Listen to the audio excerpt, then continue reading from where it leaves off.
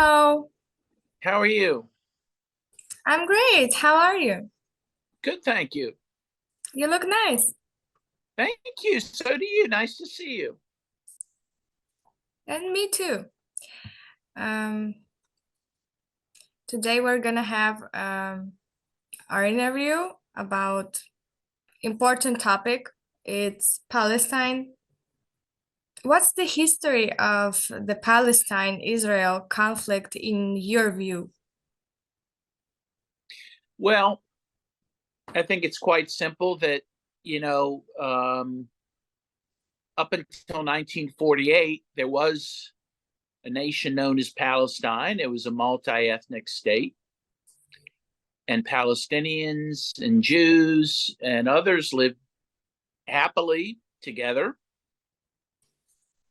And then in 1948, um, in part to try to make up for the Holocaust, Jews were given Israel as a Jewish state, and to make way for this Jewish state, they displaced 700,000 Palestinians from their homes and from their land in a very violent way. And since that time, they've continued to displace Palestinians from their homes and from their land in a very violent way. And while the world recognizes that the Palestinians have a right to their homes, has a right to return, has a right to their own state, that's never come to fruition. And so we continue to see violence because of that. Who's to blame for the hostilities in Palestine? I mean, I blame Israel. You cannot, what has happened, and you see these maps where, the land for the Palestinians continues to shrink and shrink and shrink, right? Where the West Bank now is pockmarked with Israeli settlements, and where Gaza is now what some people call an open air prison, others call a concentration camp.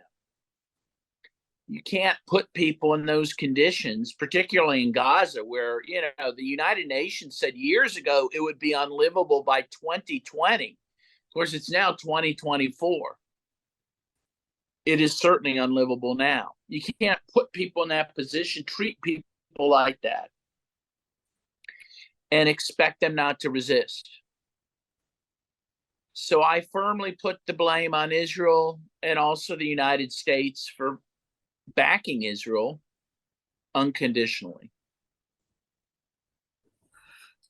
Do you think it's a religious conflict?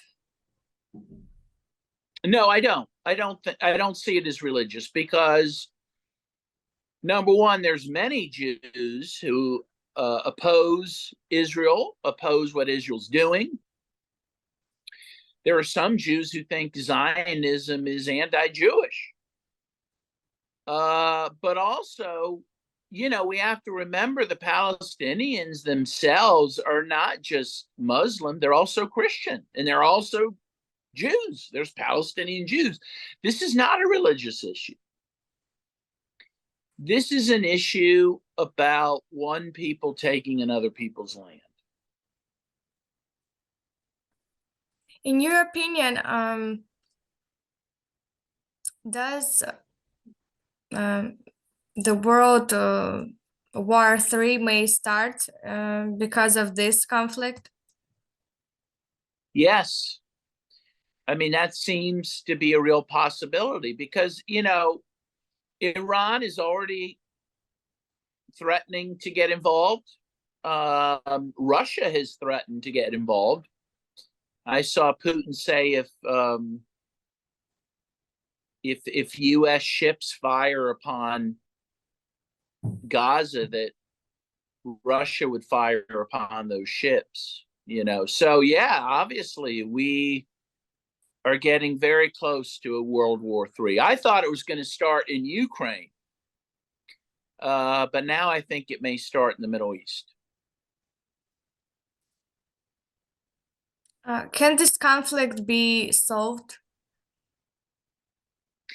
It can be solved, but not easily. You know, at one point, people argued for a two-state solution, but Israel has guaranteed that that's impossible for the reasons I said, because they haven't left the Palestinians with any land to have a state.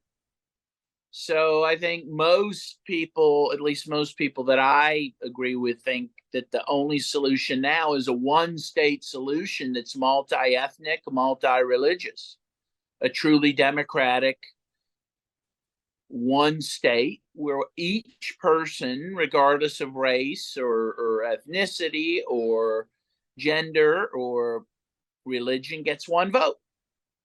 And I think that's the way to go. But the Israelis will never stand for that. They'll never stand for that. So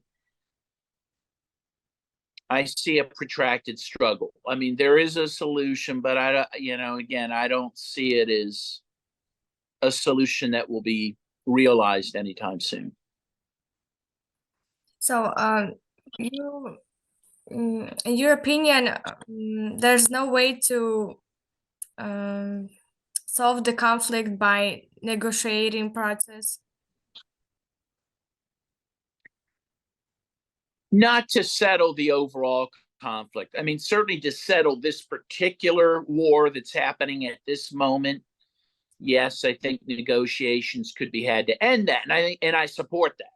By the way, I support an immediate ceasefire. I support negotiations to end this particular war, if you want to call it that. But I think to solve the overall crisis that has been going on since 1948, I don't really see that, practically speaking, that negotiations could bring that about. Not unless Israel is, feels greatly weakened and has to concede to what I suggested, but I just don't see it. Do you have any thoughts that you wanted to share with us about this topic?